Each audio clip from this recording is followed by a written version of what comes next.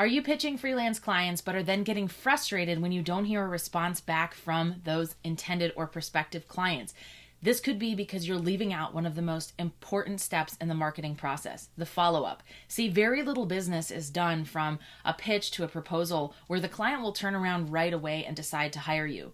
In fact, I couldn't even count how many times I've been able to convert clients to being a long-term client working with me on retainer or even doing a one-off project if I hadn't continued to follow up with them.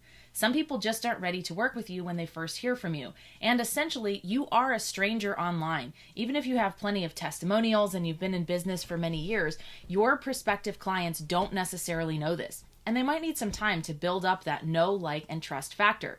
This is why so much business is actually done in the follow-up.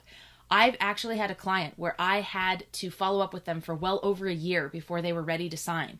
Right now, I've been speaking with a client for 3 months, going back and forth, trying to iron out some things in the contract before they may be ready to move forward and sign it and actually get started. So this is really important for freelancers to remember. Unless you're pitching on a job board site like Upwork, where you probably have a very high chance of the client hiring someone, even if it's not you, pretty quickly, the follow-up is just as, if not more important than the initial pitch. So imagine today that I connect with someone on LinkedIn who could be a possible client for me. They don't know me at all. They might not have time in their schedule right now to speak with me, and they're not even sure about the services and the value that I offer. So I have to continue to nurture that connection. I have to show that I could be a valuable asset to their team.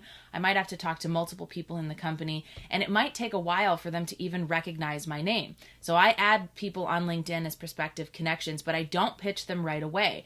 Instead, I let them kind of hang around and see the different material that I've been posting, and eventually this usually leads to them reaching out to me rather than the other way around.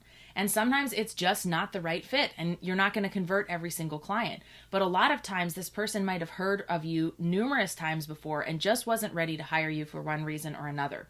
I know I make decisions this same way, so I don't hold it against my clients. Right now, I'm working with a publicist who I actually met almost 4 years ago. I've continued to follow her online and seen the great value and content that she puts out there. So when it came time for me to hire a publicist, she was the first person I thought of. But it was her continuing to follow up with me from that initial conversation that we had, and my reaching out to her and her ability to keep coming back and answer different questions about it following the discovery call that really sealed the deal. You have to have that same approach with your clients as well. You might have to follow up 2, 3, or even 4 times with somebody. A project might get backburnered with a client where you have to follow up for months. Continuing to have an honest and genuine reason for following up with the client is important. You don't want it to sound fake when you reach out for the 10th time to say, hey, I'm wondering if you're still interested in doing this project. Try to come up with other ways to connect with the client to let them know that you're still thinking about them. Sharing an article that's relevant for them, talking about a similar client you just wrapped up a project with where you were able to achieve a similar result, or you think something could be helpful for this new client that you're circling back with. Those are more organic ways to reach out to someone in a follow-up. It makes it seem less like you're constantly pitching them. But the follow-up is where so much of the business happens, so don't neglect it. Keep track of your follow-ups using a CRM or even a spreadsheet.